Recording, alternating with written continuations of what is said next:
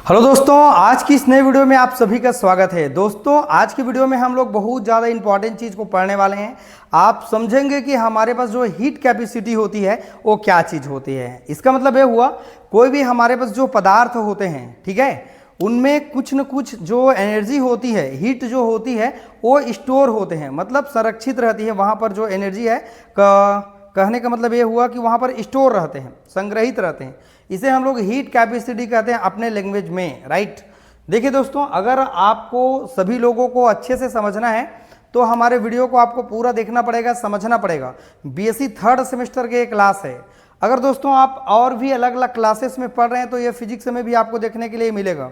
ये हमारा physical chemistry का पार्ट है, बीएससी थर्ड सेमेस्टर। बहुत कुछ मैं आपको सिखा के दूंगा, आप पूरे लास्ट तक बने रहना, आपको मजा आ जाएगा ये क्लास देखने के बाद। ये हमारा 6वां लेक्चर है, राइट ना। इसके बाद 7वां, 8वां, 9वां और लेक्चर आपको मिलेगा। 2-3 लेक्चर में हम कंप्लीट कर देंगे। देखिए दोस्तों, हमारे पास जो हीट कैपेसिटी होती है, इनका डेफिनेशन क्या है। जैसे कि मैंने आप सभी लोग को बताया कि हमारे पास किसी भी पदार्थ में, है ना, जो हमारे पास जो ऊष्मा होती है, जो संरक्षित होती है, मतलब ऊष्मा जो स्टोर होती है, उसे हम लोग ऊष्माधारिता कहते हैं। मान लीजिए ये कोई हमारे पास निकाय है या कोई सिस्टम है, इसमें जो इसके अंदर में जो ऊर्जा है, ऊष्मा है, जो कोई ना कोई, जैसे आपको मैं एक एग्जांपल दे रहा हूं, समझिएगा। जो वाटर होता है ना, पानी, वाटर होता है ना, वाटर मतलब पानी जो होता है, उनकी ऊष्माधारिता ज़्यादा होती है और अधिक होती है उसकी ऊष्माधारिता। एक बार हीट करने के बाद वो लंबे टाइम तक वो आपका हीट देते रहते हैं। जो रेत होते हैं ना रेगिस्तान में, उनकी ऊष्माधारिता कम होती है। कैसे? गर्मी के टाइम में, गर्मी के समय में, दिन के समय में, राइट ना, उनकी ऊष्माधारिता क्या होती है पता है आपको? बहुत ज़्यादा मिलेगा। लेकिन जैसे जैसे रात होते जाएगा तो वो धीरे धीरे ठंडा हो जाएगा। इसका मतलब उनकी ऊष्माधारिता क्या होती है? कम। कुछ प्रदेश है जहाँ पर हमारे पास जो ठंडी प्रदेश है, ठंड वाला जो क्षेत्र है, एरिया है, वहाँ पर क्या करते हैं, जो पाइप होते हैं ना, उस पर पानी को गर्म करके सप्लाई करते हैं, जिसके माध्यम से उनको हीट मिलते हैं। तो हमारे पास उच्च कैपेसिटी वाला जो हीट कैपेसिटी रखते हैं वो वाटर होता है, और निम्न में आते हैं हमारे पास रेत। रेत क्यों? क्योंकि दिन के समय में हीट रहेगा, लेकिन रात के समय जैसे आएगा तो धीरे धीरे क्या होने लगेगा? ठंडा होने लगेगा। चलिए दोस्तों, डेफिनेशन सबसे पहले समझते हैं, परिभाषा। देखो, समझेंगे आप सभी लोग। ताप में वृद्धि स्थानांतरित होता है और तापीय ऊर्जा के समानुपाती होता है। एक लाइन पहले आप समझें, हमारे पास जो टेम्परेचर होते हैं, है ना, जैसे जैसे उसमें वृद्धि करेंगे तो उनकी जो ऊर्जा होती है वो स्थानांतरित होती जाती है, उसके समानुपाती होती है। इसका मीनिंग क्या होगा? Q समानुपाती डेल T। Q का मतलब क्या है? ऊष्मा है। टेम्परेचर के सीधा सीधा वो क्या होते हैं? समानुपाती होती है, प्रोपोर्शनल होती है। अर्थात हम इसको लिख सकते हैं या करके, Q बराबर, ये हमारा समान अनुपात हट जाएगा, इसके जगह में C आ गया। C एक क्या है? C हमारे पास ऊष्माधारिता स्थिरांक है। क्या है? स्थिरांक है हमारे पास। या हम फिर लिख सकते हैं, C का अगर हम मान ज्ञात करें, C हमारा क्या है? ऊष्माधारिता है। लिख सकते हैं Q अपान डेल T। ये हमने लिख दिया Q अपान डेल T। यही इसका छोटा सा बच्चों इनका व्यंजक है। ऊष्माधारिता ये फिजिक्स में भी आपको मिलेगा, 12th क्लास के बाद एमएससी वगैरह और बाकी क्लास जाएंगे तो वहां भी आपको देखने के लिए मिलेगा। तो जैसे अगर आपको पूछे कि ऊष्माधारिता के लिए व्यंजक बताइए शॉर्ट में, तो C बराबर क्या लिखेंगे? डेल्टा Q अपन क्या लिख देंगे हम लोग? Q अपन डेल्टा T लिखेंगे। तो यह है हमारे पास इसका छोटा सा व्यंजक। और मैं आपको समझाने की कोशिश करता हूं, आप समझना। किसी पदार्थ की ऊष्माधारिता, कोई भी हमारे पास जो पदार्थ होती है, ऊष्माधारिता क्या चीज होती है? किसी पदार्थ की ऊष्माधारिता पदार्थ द्वारा ऊष्मा के संग्रहण की क्षमता को हम लोग कहते हैं ऊष्माधारिता। जैसे कि आपको मैंने शुरू में समझाया। और देखते हैं और इनका मुख्य रूप से इनका परिभाषा क्या होगा। आप लिख सकते हैं बिल्कुल, ऊष्मा की वह मात्रा जो किसी पदार्थ का ताप, कोई भी पदार्थ होगा उसका ताप 1 सेल्सियस बढ़ाने के लिए आवश्यक हो, उसे पदार्थ की ऊष्माधारिता कहते हैं। अर्थात कोई भी पदार्थ है, उसकी अगर ताप को बढ़ाना हो, 1 सेल्सियस ताप को बढ़ाने के लिए जो हमको ऊर्जा की जरूरत पड़ती है, उसे हम लोग कहते हैं दोस्तों ऊष्माधारिता। चलो एक बार फिर बताता हूं, ध्यान से सुनना। ऊष्मा की वह मात्रा जो किसी पदार्थ का ताप, कोई भी पदार्थ है उसका ताप 1 सेल्सियस डिग्री बढ़ाने के लिए आवश्यक हो, उसे हम लोग पदार्थ की क्या कहते हैं? ऊष्माधारिता कहते हैं। जिसको मैं कई लैंग्वेज में आपको समझा रहा हूं, इन सभी को आपको लिख देना है और पेपर में बहुत अच्छा आपको नंबर ले लेना है, ठीक है। अब देखो, ऊष्माधारिता की इकाई क्या होती है? इसकी यूनिट क्या होती है? जूल मोल कैलोरी होती है, जूल मोल के -1 लिख देंगे, ये आपके इन्वर्जन को बता रहे हैं, ठीक है। तो इसकी इकाई है, जैसे आप केल्विन पढ़ते हैं, है ना, जूल मोल पढ़ते हैं, हर की एक इकाई होती है, ऐसे यहाँ पर इकाई है। अब देखिए दोस्तों, मैंने कुछ इंपॉर्टेंट चीज़ों को नोट डाउन किया हुआ है। गैसीय पदार्थों के लिए ऊष्माधारिता का निर्धारण 2 अवस्था में हम लोग कर सकते हैं। एक तो दोस्तों हमारे पास स्थिर आयतन पर कर सकते हैं, और दूसरा है हमारे पास स्थिर दाब पर कर सकते हैं। अर्थात ऊष्माधारिता को C से दर्शाते हैं, और स्थिर आयतन पर कह रहे हैं मतलब वॉल्यूम को हम लोग V से दर्शाते हैं। क्लियर हो? तो इनको CV से हम लोग डिनोट करते हैं। C का मतलब ऊष्माधारिता को बता रहा है, और यहाँ पर जो V लिखा है ये बता रहा है हमारे पास स्थिर आयतन को बता रहा है। क्लियर? वैसे नीचे में एक और है, स्थिर दाब पर ऊष्माधारिता, तो ये होते हैं हमारे पास CP होते हैं। अब ये C क्या है? C हमारा है ऊष्माधारिता, ठीक है, और P क्या है हमारे पास? प्रेशर है। प्रेशर मीन्स जानते हैं दाब, ठीक है। अब चलो दोनों को एक एक बार हम लोग ज्ञात करते हैं, फिर आपको CP और CV के बीच में रिलेशन हम आपको बताएंगे, जो बहुत ज़्यादा इंपॉर्टेंट है। नो डाउट दोस्तों, हमारे पास फिजिकल केमिस्ट्री अगर आपको पढ़ना है तो आपको प्रैक्टिस चाहिए ना, प्रैक्टिस जब तक नहीं करेंगे नहीं बनेगा भाई। चलिए देखते हैं हमारा पहला, heat capacity at constant volume, जो हमारा पहला है, इनको हम लोग एक्सप्लेन करते हैं। स्थिर आयतन पर ऊष्माधारिता क्या चीज़ होते हैं, ठीक। MSc वाले स्टूडेंट इनको जरूर पढ़ें, बहुत ज़्यादा इंपॉर्टेंट है, आपको नॉलेज भी मिलेगा। MSc वाले स्टूडेंट भी इस वीडियो को आप बहुत अच्छे से देखें समझें, राइट। देखो, ऊष्मा की वह मात्रा जो स्थिर आयतन पर पदार्थ का ताप 1 सेल्सियस बढ़ाने के लिए आवश्यक हो, उसे स्थिर आयतन पर ऊष्माधारिता कहते हैं। बात समझ में आई क्या? ऊष्मा की वह मात्रा जो स्थिर आयतन पर कराया जाता है, अर्थात मैं बोल रहा हूं हेडिंग ये है हमारा, स्थिर आयतन पर ऊष्मा की वह मात्रा जो स्थिर आयतन पर पदार्थ का ताप 1 सेल्सियस बढ़ाने के लिए आवश्यक हो, उसे स्थिर आयतन पर ऊष्माधारिता कहते हैं। जैसे कि मैंने आपको बोला यहाँ पर, ऊष्मा की वह मात्रा जो किसी पदार्थ का ताप 1 सेल्सियस बढ़ाने के लिए आवश्यक हो, उसे पदार्थ की ऊष्माधारिता। तो यहाँ पर एक लाइन मुझे जोड़ना पड़ा, छोटा सा चीज, स्थिर आयतन पर, बस यही चीज हमको जोड़ना पड़ा, क्योंकि ये स्थिर आयतन पर मैं आपको कराने वाला हूँ, सिखाने वाला हूँ। तो ये होते हैं हमारे पास स्थिर आयतन। और जैसे दोस्तों हमारे पास स्थिर दाब के लिए चेक करेंगे ना, तो यहाँ पर स्थिर आयतन के जगह में स्थिर क्या हो जाएगा? दाब हो जाएगा, कांस्टेंट प्रेशर हो जाएगा। ओके, चलो अब हम इसके वो कैसे व्यंजक से शो करेंगे। यहाँ पर C भी, क्योंकि हम देखो व्यंजक शुरू में क्या निकाले हैं, क्या निकाले हैं? C, तो C यहाँ हमने लिखा, V के लिए ज्ञात कर रहे हैं, क्योंकि हम आयतन के लिए ज्ञात कर रहे हैं, तो यहाँ सिर्फ हमने लिख दिया V। ओके, और यहाँ पर Q को मैंने Q लिख दिया, और ये ऊष्मा को बता रहे, चेंजेस को बता रहे हैं, राइट ना। जैसे यहाँ Q को मैंने Q लिख दिया, ओके, और V क्यों लिखा? क्यों लिखा भी बताइए? क्योंकि मैं भाई आयतन के लिए ज्ञात कर रहा हूं ना, हेडिंग ये है हमारा, कोई भी आयतन के लिए, वॉल्यूम के लिए, तो मैं यहाँ क्या लिख दिया? V लिख दिया। और डेल्टा का मतलब क्या है? उसमें ऊष्मा में परिवर्तन हो जाएगा हीट में, और कोई डेल्टा T का मतलब क्या है? डेल्टा T ही लिखा मैंने। ये समीकरण मेरा पहला है। देखो मैं फिर क्या लिख रहा हूं यहाँ पर, जो डेल्टा Q भी है, स्थिर आयतन पर सिस्टम द्वारा अवशोषित ऊष्मा का क्या होता है? परिणाम होता है। मतलब दोस्तों अगर मैंने प्लस में Q को लिखा है, अर्थात देखो तंत्र ऊष्मा अगर लेता है, राइट, तो मैं प्लस लिखूंगा, अगर किसी को दे देता है तो मैं क्या लिखूंगा? माइनस लिखूंगा। क्लियर हो? इतना बात समझ में आ गया? तो यहां पर ऊष्मा क्या कर रहा है? ले रहा है हमारा कोई भी सिस्टम। ओके, अब दोस्तों देखिए, मैं आपको चित्र बनाने की कोशिश करता हूं, यहां पर मैंने बनाया हुआ है। हाँ चलिए समझ सकते हैं इसी से। देखो ये मेरा मान लीजिए कोई एक सिस्टम है जहां पर प्रेशर और आयतन है, नो डाउट है, क्लियर है, टेम्परेचर भी यहां पर है, और यहां पर भी प्रेशर और आयतन है। लेकिन दोस्तों यहां पर पिस्टन लगा हुआ है, यहां पर पिस्टन नहीं लगा हुआ है।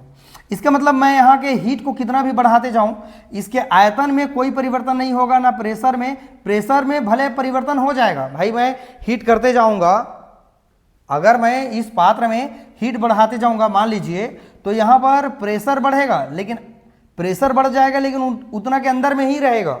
लेकिन मेरे पास जो आयतन है ना दोस्तों, ये नहीं बढ़ेगा, क्योंकि मैंने फिक्स कर दिया, कोई पिस्टन नहीं लगाया है, तो यहां पर 0 मान निकलेगा उसके लिए, राइट। लेकिन दोस्तों मान लीजिए अगर मैं पिस्टन लगा के रखा हूं और पिस्टन को थोड़ा आगे बढ़ा देता हूं, अगर मैं इसको थोड़ा ऊपर लेके जाऊं, तो इसका आयतन क्या हो जाएगा? मेरे पास बढ़ जाएगा। क्या बढ़ जाएगा? आयतन बढ़ जाएगा, ठीक है। तो यहां पर मैंने लिखा है, देखो यहां पर वर्क कैसे कर रहा है, अगर मैंने पिस्टन लगा के रखा हुआ है तो उसमें प्रेशर आयतन में कोई चेंज नहीं होगा, बढ़ेगा नहीं, यहाँ आयतन बढ़ जाएगा लेकिन यहाँ पर आयतन नहीं बढ़ेगा। जैसे यहाँ पर मैंने कोई लगा के रख दिया ढक्कन, मान लीजिए या पिस्टन, ठीक है, तो वहाँ पर जब तक मैं वहाँ रखा हूँ तो फिक्स है, लेकिन जैसे ही मैं उनके पिस्टन को खोल दूंगा तो नो डाउट वो ऊपर चला जाएगा। ओके, इसका मतलब क्या हो जाएगा, यहाँ पर मैं W जो वर्क का काम कर रहा है वो 0 होगा।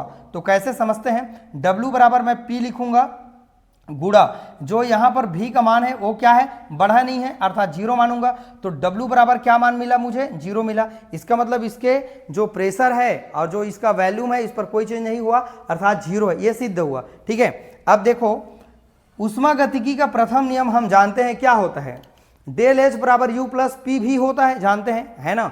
तो यहाँ पर हम क्या लिख सकते हैं, ये हमारा प्रथम नियम है। जैसे इसके पहले वाला और लेक्चर आपने देखा होगा, प्रथम नियम मैंने H लिखा था, क्या लिखा था, H की जगह में हम इस्तेमाल कर सकते हैं, क्या इस्तेमाल कर सकते हैं, Q इस्तेमाल कर सकते हैं ना हीट के जगह में। और यहाँ इंटरनल एनर्जी है U है हमारा, और यहाँ पर है हमारे पास P डेल भी है, तो यहाँ पर क्या है हमारे पास, इतना मान लिख सकते हैं ऊष्मागतिकी। ओके, अब देखिए दोस्तों ये हमारा सेम हो गया, क्लियर हो, ये हमारा सेम हो गया। लेकिन दोस्तों हमारे पास P डेल भी का मान आपने क्या लिखा है, P डेल भी का मान आपने 0 निकाल के दिया हुआ है, तो मैंने इसके जगह में 0 रख दिया, अर्थात P डेल भी यहाँ पर मैंने 0 लिख दिया। तो यहाँ पर जो डेल Q भी जो शुरू से हम निकाल रहे हैं ऊष्मागतिकी का फर्स्ट लॉस है, तो यहाँ पर क्या मान मिल गया मुझे, Q और क्या मिल गया U, अर्थात डेल्टा Q भी बराबर मुझे क्या मिला, इतना मान मिला। ये समीकरण मेरा कितना है, दूसरा है, समझ गए बात। समीकरण 2 का मान समीकरण 1 में रखो, समीकरण 2 का मान समीकरण 1 में रखो। बताओ मुझे समीकरण 2 कहाँ है, यहां पर है समीकरण 2, 1 कहाँ है, यहां पर है। चलो हम लोग 1 में मान को रखते हैं, तो ये हमारा C भी का C भी हो गया, देख पा रहे हो, सब लोग देख पा रहे हैं, इक्वल के इक्वल हो गया।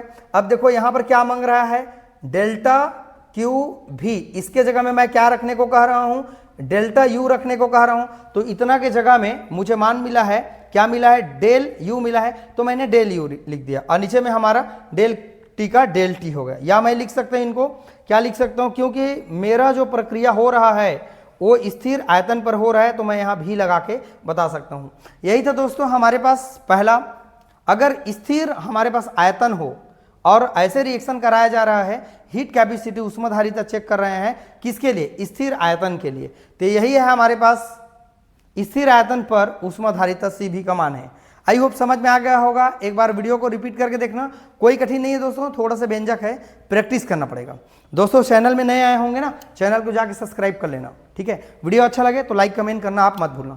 चलिए दोस्तों आप एक बार इसको स्क्रीनशॉट जरूर ले लेंगे। इसके बाद हम लोग दूसरा देखेंगे, स्थिर दाब पर ऊष्माधारिता को हम लोग चेक करेंगे, CP चेक करेंगे, फिर दोनों का रिलेशन देखेंगे। चलिए आपने ले लिया होगा स्क्रीनशॉट, यही आपका नोट्स है, एक एक दो पेज आप अच्छे से स्क्रीन रोक लेंगे और रोक करके दोस्तों आप सभी नोट डाउन कर लेंगे। चलिए फ्रेंड अब दूसरा पार्ट को हम लोग इसका देखते हैं, स्थिर दाब पर ऊष्माधारिता क्या होते हैं, इनको भी समझते हैं। चलिए फ्रेंड अब हम लोग समझते हैं कि इसका दूसरा पार्ट जो है, स्थिर दाब पर अगर ऊष्माधारिता अगर हम ज्ञात करें, और सबसे हमारा एक चीज है, दोनों के बीच में रिलेशन देखेंगे, CP minus CV equal to R हम लोग चेक करेंगे, वो जो बहुत ज्यादा इंपॉर्टेंट है, राइट ना, और बाकी कॉम्पिटिशन एग्जाम के लिए इंपॉर्टेंट है, तो आप इनको समझना। जैसे कि इसके पहले वाला पार्ट में मैंने आपको बताया स्थिर दाब पर, है ना, इसके पहले स्थिर आयतन पर था ना, पर ऊष्माधारिता, ऊष्मा की वह मात्रा जो स्थिर दाब पर पदार्थ का ताप 1 सेल्सियस बढ़ाने के लिए आवश्यक है, स्थिर दाब पर क्या कहलाता है, ऊष्माधारिता CP कहलाता है। इसके पहले और अभी से आप रिलेट कर सकते हैं, इसके पहले क्या था मालूम है, यहाँ C भी था, तो स्थिर मैं क्या में करा रहा था, आयतन में, लेकिन अभी मैं क्या पर करा रहा हूँ, स्थिर किस पर करा रहा हूँ, दाब पर करा रहा हूँ, ठीक है। अब इसके लिए भी मैं याद कर सकता हूँ, इसके पहले आपने देखा शुरू वाला पार्ट में यहाँ भी था, ठीक है, यहां भी था, मैंने वहां क्या कर दिया, सिर्फ मैंने क्या कर दिया, P कर दिया, क्योंकि हम सभी लोग जानते हैं ऊष्माधारिता का जो फार्मूला होता है वो C इक्वल टू क्या होता है, Q अपान क्या होता है, डेल क्या होता है, T होता है, सिर्फ यही चीज होता है। लेकिन मैं आयतन के लिए ज्ञात किया था, तो यहां पर मैंने क्या लिखा था, भी लिखा था। लेकिन जब दोस्तों अगर मैं प्रेशर के लिए लिख रहा हूं तो मैं यहाँ क्या लिखूंगा, P लिखूंगा, बस यही था और कुछ नहीं, बाकी और दोनों सेम ही है, बाकी आप परेशान नहीं होंगे। जहां क्या लिख सकते हैं, Q डेल QP स्थिर दाब पर निकाय द्वारा अवशोषित ऊष्मा का परिणाम था, इसके पहले हमारा भी था, तो स्थिर हमारा क्या था, आयतन था। दोनों को मैं मिला के बता रहा हूं, परंतु हम एक बात जानते हैं, Q बराबर डेल H होता है। सब लोग जानते हैं जो Q होता है वो हमारा क्या होता है, H होता है। मतलब जो उष्मा है, अवशोषित उष्मा को हम H से दर्शाते हैं। सामने में डेल लगा है तो इसके सामने में भी डेल लगा सकते हैं। P लिखने का मीनिंग क्या है, मैं यहाँ P जो लिखा हुआ है मैंने, P का मतलब क्या है, क्योंकि मैं किसके लिए ज्ञात कर रहा हूँ, स्थिर प्रेशर के लिए ज्ञात कर रहा हूँ। मतलब हमारे पास अगर प्रेशर कांस्टेंट है उसके लिए मैं ज्ञात कर रहा हूं। तो ये हमारा समीकरण बन गया दोस्तों 2। समीकरण 2 का मान समीकरण 1 में हम लोग रखेंगे। चलो समीकरण 2 का मान समीकरण 1 में रख दो। तो देखो हम लोग को एक मान मिला है, इतना जो मान मिला है, इसका जो मान मिला है डेल एच, इसको समीकरण 1 में रख देते हैं। सीपी का हमारा सीपी हो गया, ये देख लो सीपी। क्लियर हो यहां तक। और डेल्टा क्यू पी यहां पर दिख रहा है, तो डेल्टा क्यू पी के जगह में हम डेल एच जानते हैं, तो मैं इसके जगह में सिर्फ रखूंगा डेल एच को, मैं रखूंगा बस, और कुछ भी नहीं करूंगा। तो यहां मैंने डेल एच को रख दिया। ठीक है, बाकी सेम है, डेल टी का डेल टी। इसका मतलब ये हुआ कि Q बराबर एच होता है, ये जानते हैं। तो जहां पर हमारे पास Q है ना, इसके जगह में हम डेल एच को रख देंगे। ये हमारा समीकरण मिल गया। ये हमारा समीकरण किसका मान है बताइए, Cp का मान है। किसका मान है, Cp का मान है। और दोस्तों हम लिख सकते हैं इसको, यहां पर स्थिर प्रेशर पर करा रहे हैं, तो मैंने इसको क्या लिख दिया, स्थिर प्रेशर के लिए ब्रैकेट के बाहर में मैंने क्या लिख दिया, P लिख दिया। ये हमारा समीकरण क्या है, तीसरा है। तो दोस्तों हमारे पास जो एक मान मिलेगा Cp और एक मान मिलेगा Cv, दोनों के बीच में अंतर ज्ञात करेंगे, रिलेशन ज्ञात करेंगे, जो बहुत ज्यादा इंपॉर्टेंट है। चलिए आप एक बार स्क्रीनशॉट ले लेंगे। ठीक, तो चलिए दोस्तों आपने स्क्रीनशॉट ले लिया। अब इसके बाद हम दोनों के बीच में रिलेशन देखेंगे। छोटा सा व्यंजक और बच गया है, तो इसको पूरा कंप्लीट कर देते हैं, राइट ना। थोड़ा सा व्यंजक है, प्रैक्टिस करेंगे, फिर पूरा हम आपको निकाल के देंगे। Cp माइनस Cv बराबर R होता है। क्यों होता है हम लोग चेक करेंगे। Cp minus Cv, Cp minus Cv है ना, इक्वल टू क्या ज्ञात करेंगे, R ज्ञात करेंगे। तो ये हमारा व्यंजक ज्ञात करने के लिए आपको दिया जाएगा। लेकिन एक बात मैं आप सब लोग को बता रहा हूं, सुनिए ध्यान से। अगर हमको ये सिद्ध करने के लिए अगर दें कोई भी क्लास में, तो आप यहां सिद्ध करने के लिए आगे आप बढ़ाएंगे। लेकिन अगर आपको 3 नंबर में पूछा है, हीट कैपेसिटी अगर आपको पूछा है, तो आप शुरू वाला परिभाषा बताएंगे। पहला पेज मैंने आपको बताया था। और दोस्तों जो मैंने आपको बताया ना, दोनों, एक तो स्थिर आयतन पर और एक दूसरा स्थिर प्रेशर पर, ठीक है। तो ये दोनों को यहां तक निकाल के आपको दे देना है। इतना में आपको 3 नंबर नो डाउट मिल जाएगा। लेकिन नंबर जब बढ़ेगा दोस्तों, 5 नंबर बढ़ जाएगा, तो थोड़ा से दोनों के बीच में रिलेशन को भी आपको बताना पड़ेगा, ठीक है। और रिलेशन जब बताएंगे ना दोस्तों, तो कहां से बताएंगे, अभी इसके बाद जो मैं पढ़ाने वाला हूं ना, उनको हम लोग लिखेंगे और रिलेशन को बता देंगे। जैसे पूछेगा वैसे हम बता देंगे। अगर आपको ऐसा पूछेगा एग्जाम में 3 नंबर में, तो अभी जो बताने वाला हूं ना, उसको आप सभी लोगों को लिखना है। चलिए फ्रेंड, वीडियो अच्छा लगता है तो लाइक कमेंट आप जरूर कर देना। चलिए अब इसके बाद हम लोग इसके और रिलेशन को देखते हैं, क्या इसका रिलेशन होता है। चलिए इसके अगले पार्ट की ओर हम लोग आगे बढ़ते हैं। चलिए फ्रेंड, अब हम लोग समझते हैं कि हमारे पास जो स्थिर प्रेशर है ना, और स्थिर हमारे पास जो वॉल्यूम है, उसके बीच में हम संबंध देखते हैं, relation between Cp and Cv। अगर यहां से हमारा सवाल में अगर आता है, तो नो डाउट बच्चों ये हमारे एग्जाम में देखने के लिए ये सवाल मिलता है। तो इनको बढ़िया से करना, समझना। देखिए मैं इतने बढ़िया से आपको समझाऊंगा, आप बस 1 बार 2 बार प्रैक्टिस करना। जब तक आप भाई देख के अगर समझ के अगर आप नहीं लिखते जाएंगे, तो आपको समझ में बिल्कुल नहीं आएगा। कोशिश करेंगे, समझने से तो सब चीज़ बनता है। देखो हमको यह सिद्ध करने के लिए दिया जाएगा 3-4 नंबर के क्वेश्चन में, तो हम यहीं से लिखेंगे। देखो हमको एक बात पता है, जो कैपेसिटी होती है, हीट कैपेसिटी, तो हम जानते हैं C बराबर क्या होते हैं, जो आपको उष्मा होता है क्या होता है, मान लीजिए Q बटे डेल्टा T है। तो ये दोनों में T तो दिखता है, लेकिन हम लोग अभी निकाले थे कुछ देर पहले, प्रेशर के लिए इतना निकाले थे और आयतन के लिए इतना निकाले थे अभी कुछ देर पहले। तो मैं दोनों के मान को रखूंगा दोस्तों।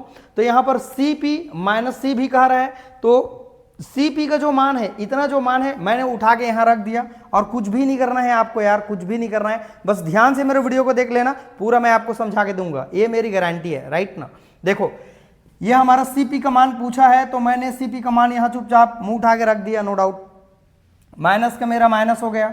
Cv का मान क्या है बोलो, Cv का मान इतना है, डेल्टा U अपान डेल्टा T, राइट ना। तो ये मैंने मान इतना रख दिया, ये समीकरण पहला है। देखो एक बात मैं और आपको समझाता हूँ, यहाँ पर जो U है ना, वो इंटरनल एनर्जी को बता रहा है। इसके जगह में आप ई भी लिख सकते हैं, तब भी कोई फर्क नहीं पड़ेगा, कोई दिक्कत नहीं होगा, राइट। तो ये दोनों का मान को मैंने रख दिया, समीकरण मेरा पहला है। परंतु दोस्तों हम जानते हैं H मतलब एंथैल्पी का जो मान है होता है E प्लस क्या होता है, P भी होता है। चाहो तो आप सभी लोग इनको लिख सकते हैं, U लिख लीजिएगा यहाँ पर, क्योंकि मैं U ले रहा हूँ यहाँ पर, तो आप सभी लोग लिख लेंगे U। H बराबर U प्लस P भी होता है, अर्थात जो एंथैल्पी का मान होता है, क्या चीज होता है, हमारे पास जो आंतरिक ऊर्जा और उनके P और उनके आयतन के गुणनफल के योग के बराबर होता है एंथैल्पी। क्लियर हो? समीकरण दूसरा है मेरा, समीकरण 2 का स्थिर दाब पर P, स्थिर दाब P पर T के सापेक्ष अवकलन करने पर, देखो T के सापेक्ष अवकलन कैसे करेंगे समझते हैं। देखो ये मैंने लिखा H का, मैंने H लिख दिया, मैंने डेल्टा लगा दिया, अवकलन कर रहा है तो है ना, यहाँ T का हमारा T लगा दिया, T के सापेक्ष देखो सब में T है, T है कि नहीं है बोलो, लेकिन P के सापेक्ष कर रहे हैं तो P समझ में आ गया होगा। अर्थात समीकरण 2 का स्थिर दाब P, स्थिर दाब P, ये देखो मैंने ब्रैकेट के बाहर में P लिखा है, तो यहाँ पर P मतलब यहाँ पर जो स्थिर दाब है T के सापेक्ष कर रहा है, तो सबके बटे में मैंने लिख दिया T और डेल्टा लगा के ना, क्योंकि यहाँ पर भी मैंने डेल्टा लगा दिया, यहाँ पर भी मैंने डेल्टा लगा दिया और आयतन पर भी मैंने डेल्टा लगा दिया, लेकिन P पर क्यों नहीं लगाया, क्योंकि स्थिर दाब पर आप बोल रहे हो, राइट। तो ये हमको समीकरण 3 मिल गया। आई होप एक बार ध्यान से देखे होंगे ना तो समझ में आपको आ गया होगा। देखो H का H ही है, ठीक है, यहाँ पर U का हमारा U ही है, यहाँ पर P का हमारा P ही है और V का भी है, सबके नीचे में मैंने डेल्टा T लिख दिया। क्यों लिखा, परिवर्तन को बता रहे हैं ना, सापेक्ष में बोल रहे हैं ना, T के सापेक्ष में, और यहाँ पर स्थिर दाब को मतलब सब ब्रैकेट के बाहर में मैंने P लिख दिया। ये समीकरण मेरा तीसरा है भाई।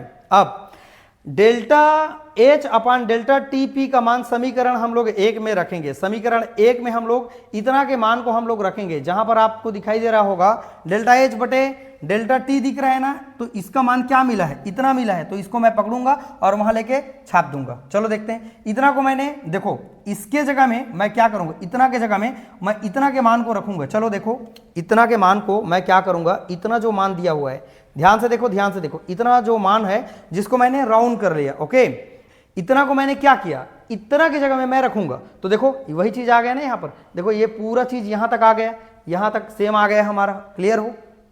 अब दोस्तों यहां पर इतना के मान के जगह में हमको जो मान मिला है, इतना को मैंने चुपचाप मुंह उठा के रख दिया। क्लियर हो? अब माइनस क्या कह रहे हैं, डेल्टा U अपान ये सेम टू सेम हमारा यहां पर हो गया, समीकरण 4, कुछ भी नहीं किया है यार, ध्यान से बस देखना। देखो इतना जो मान मिला है डेल्टा H अपान डेल्टा जो T का जो मान मिला हुआ है, ओके, यहां पर, ठीक, तो ये समीकरण पहला में रखने को बोल रहा हूं मैं, तो पहला में डेल्टा H अपान डेल्टा T का जो मान मुझे मिला है इतना, इसको मैं यहां पर लेके रख दूंगा, तो यहां पर मैंने रख दिया, और माइनस का माइनस और ये मान हमारा सेम, ये समीकरण हमारा चौथा मिल गया। अब दोस्तों आंतरिक ऊर्जा U इंडिपेंडेंट मतलब स्वतंत्र रूप से जो परिवर्तिता है V और T का फलन होता है, अर्थात दोनों के लिए मैं अलग अलग निकालूंगा। देखो एक बार आंतरिक ऊर्जा जो है फलन निकालूंगा, एक बार V के लिए और एक बार T के सापेक्ष मैं निकालूंगा। देखो मैं यहां डेल्टा लिखा क्योंकि परिवर्तन को बता रहा हूं मैं, आंतरिक ऊर्जा में परिवर्तन होता है। अब मैंने क्या लिखा, आंतरिक ऊर्जा में परिवर्तन, एक बार मैं T के लिए निकाल रहा हूं तो V यहां स्थिर है, अर्थात आयतन स्थिर है। अब जब दूसरा मैं आयतन को स्थिर, जब टेम्परेचर को स्थिर रखा हूं तो V के लिए ज्ञात कर रहा हूं, दोनों मतलब एक ही है। देखो मैं हेर फेर किया हूं, दोनों के लिए अलग अलग। देखो एक बार T के लिए यहां T दिख रहा है, यहां V के लिए यहां V दिख रहा है, यहां स्थिर मैं टेम्परेचर को रखूंगा यहां, तो यहां मैं स्थिर किसको रखूंगा, आयतन को। आप ऐसे कर लीजिएगा। यह समीकरण मेरा छठवां है, यह समीकरण मेरा पांचवा है। अब दोनों ओर डेल्टा T का T से भाग देने पर, स्थिर दाब पर, दाब को मैं स्थिर रखूंगा और डेल्टा T से मैं भाग करूंगा, राइट। तो चलो हम लोग भाग देना सीखते हैं थोड़ा से, इनको मैं उतार देता हूं फोटोकॉपी सेम। ये देखो डेल्टा U का डेल्टा U, डेल्टा U का डेल्टा U, डेल T का डेल T, इतना हमारा जो भाग है सेम टू सेम यहाँ का मैंने रखा हुआ है, डिट्टो फोटोकॉपी, राइट ना। अब सबके नीचे में मैंने क्या लिखा, इसके नीचे में डेल्टा T, इसके भी नीचे में डेल्टा T, इसके भी नीचे में मैंने डेल्टा T रख दिया, और यहाँ पर भी हमारे पास क्या है, डेल V के नीचे में भी मैं, यहाँ एक ही चीज है ना, इतना एक ही चीज है, तो मैंने लिख दिया, क्या लिख दिया, डेल्टा T लिख दिया, ओके।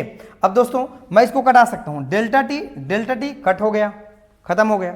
बचा क्या है मेरे पास, ये बचा है सेम टू सेम, फोटोकॉपी मार दो, ये बचा है डेल्टा यू अपान डेल्टा टी, और भी बचा है सेम मैंने यहां लिख दिया प्लस का प्लस। अब डेल्टा यू का डेल्टा यू हो गया, डेल्टा भी का डेल्टा भी हो गया, क्लियर। अब मैं बच्चों डेल्टा भी अपान डेल्टा टी इसको लिख सकता हूं, और यहां पर स्थिर है हमारे पास पी भी पी, समीकरण 7वां है। यहां तक दोस्तों हमको समझ में आ गया। समीकरण 7 का मान समीकरण 4 में रखने पर, चलो एक बार आप स्क्रीनशॉट पहले ले लो। ठीक, आई होप आपने स्क्रीनशॉट ले लिया।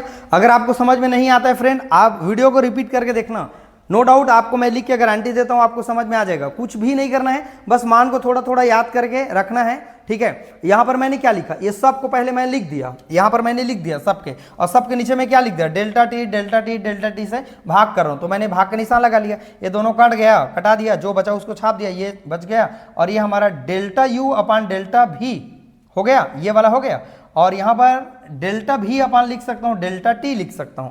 अब हम काम करेंगे, समीकरण 7 का मान 4 में रखेंगे। समीकरण 4 में 7 का मान देखो, ये हमारा 7 का मान है पूरा, ये देखो 4 कहां है मेरा, ये वाला मान है। तो नो डाउट मैं क्या काम करूंगा, देखो यहां पर सी पी माइनस सी भी दिख रहा है सभी लोगों को, और मुझे मान मिला है दोस्तों डेल्टा यू अपान डेल्टा टी का मान मुझे इतना मिला है, देखो इतना, ठीक है। तो मैं काम करूंगा, इतना को उठा के डेल्टा यू के जगह में मैं रखूंगा, ओके, डेल्टा यू के जगह में मैं क्या करूंगा, रखूंगा। तो चलिए दोस्तों अब हम लोग समझते हैं, डेल्टा यू के जगह में हम लोग इतने मान को हम लोग क्या करेंगे दोस्तों, इतने मान को हम लोग रखेंगे, अर्थात इतना जो मान है उसके जगह में इतना मान को 1 2 तीनों पार्टों को मैं क्या करूंगा, रखूंगा। ठीक, तो चलिए दोस्तों इसके बाद और हम लोग थोड़ा सा और बचा हुआ है, मेहनत कर लीजिएगा, थोड़ा सा वीडियो तो लंबा होगा नो डाउट। चलिए इसके और इसी के पार्ट को और हम लोग समझते हैं। चलिए फ्रेंड अब हम लोग इसके लास्ट पार्ट को समझते हैं। देखिए वीडियो थोड़ा सा लंबा जरूर है, लेकिन आपको पूरा समझ में आ जाएगा। लेकिन जब भी आपको सी पी माइनस सी भी बराबर आर का मान पूछे तो बस इतना आप लोगों को कर लेना है फ्रेंड, ज़्यादा हार्ड नहीं है, बस प्रैक्टिस आपको करनी है। जैसे कि मैं आपको समझाते जा रहा हूं वैसे आपको कर लेना है।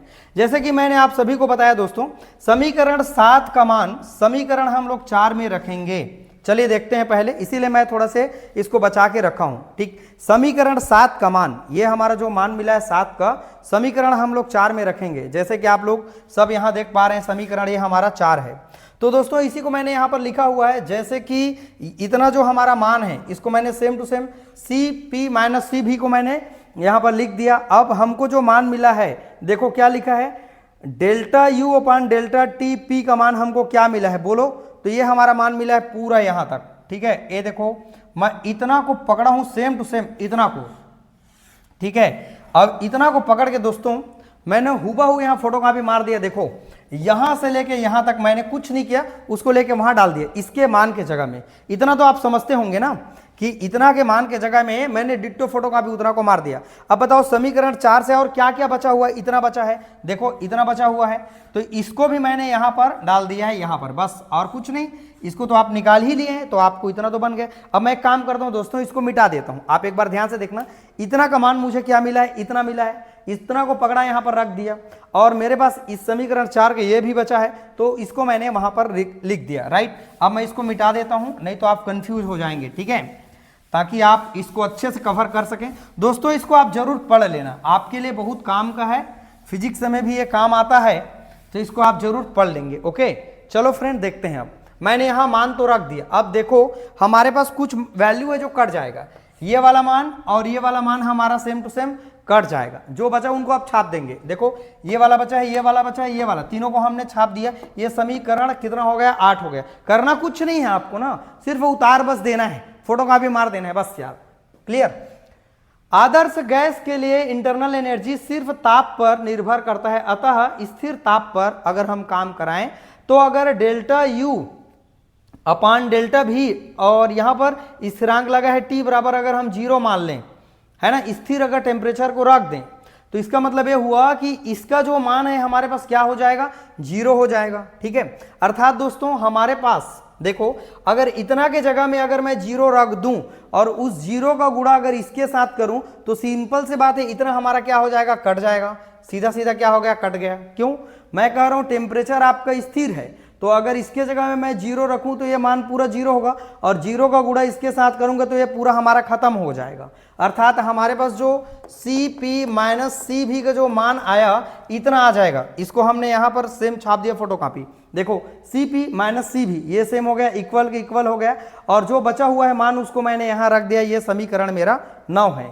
अब देखो दोस्तों, हमको एक बात पता है, आदर्श गैस के लिए जो हमारा वॉल्यूम है वो क्या मिलता है, nRT अपॉन क्या होता है, P होता है। ये आदर्श गैस का वॉल्यूम का मान है। ओके, अब दोस्तों हम एक काम करते हैं, देखो हम इसको लिख सकते हैं delta V upon delta t P equal to nR upon क्या लिख सकते हैं, P लिख सकते हैं। जैसे कि आपने यहां पर देखा है, राइट ना। तो यहां पर मैं क्या लिख सकता हूं, उसके बराबर में क्या लिख सकता हूं, delta V upon delta t P लिख सकता हूं इक्वल टू nR अपॉन क्या लिख सकता हूं, मैं P लिख सकता हूं। अर्थात एक वैल्यूम हमारे पास क्या मिला है, इतना मिला है। तो हम आदर्श गैस के लिए अगर निकालें तो इसको मैं लिख सकता हूं, इतना को मैं यहां लिख सकता हूं, देखो nR अपॉन क्या लिख सकता हूं, मैं P लिख सकता हूं। देखो nR अपॉन क्या लिख सकता हूं, P। T कहां गया, स्थिर काम कर रहे हैं ना, हमारा जो टेम्परेचर है वो स्थिर है, ठीक है। तो यहां पर हमको क्या मिल जाएगा दोस्तों, तो हम लिख सकते हैं, क्या लिख सकते हैं समझना जरा, CP का CP हो जाएगा हमारे पास CP माइनस CV, ये हमारा सेम टू सेम हो गया,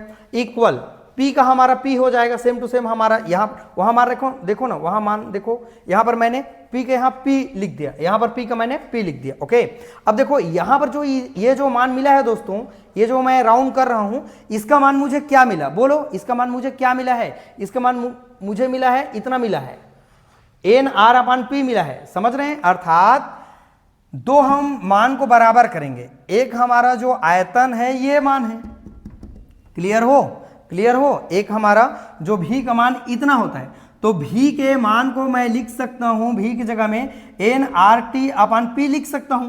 तो यहां मैं nR अपॉन P लिख सकता हूं। टेम्परेचर, तो भाई यहां स्थिर टेम्परेचर पर हम काम कर रहे हैं ना जी, ठीक है। अर्थात हमको एक मान और भी पता है, V का मान इतना पता है, मैं कह रहा हूं, तो हमको मान मिल सकता है CP minus CV equal to, हम लिख सकते हैं क्या, यहां P का हमारा P हो गया, क्लियर। और delta V upon delta T और P के जगह में मैं क्या लिख दूंगा, nR अपॉन P लिख दूंगा, तो मैंने इतना को रख दिया। ओके, अब दोस्तों देखो ये P और P हमारा कट जाएगा, कट गया, तो बचा रह गया क्या मेरे पास भाई, nR बचा, तो मैं यहां लिखा CP माइनस CV, ये सेम हो गया, इक्वल nR का हमारा nR हो गया। लेकिन फ्रेंड एक मोल के लिए अगर हम ज्ञात करें तो n का मान अगर 1 रख दें, n का मान क्या रख दें, 1 रख दें, तो यहां पर 1 का गुणा R के साथ होगा तो R होगा ना, यही हमारा फ्रेंड आंसर है। आई होप दोस्तों मजा आ गया, राइट।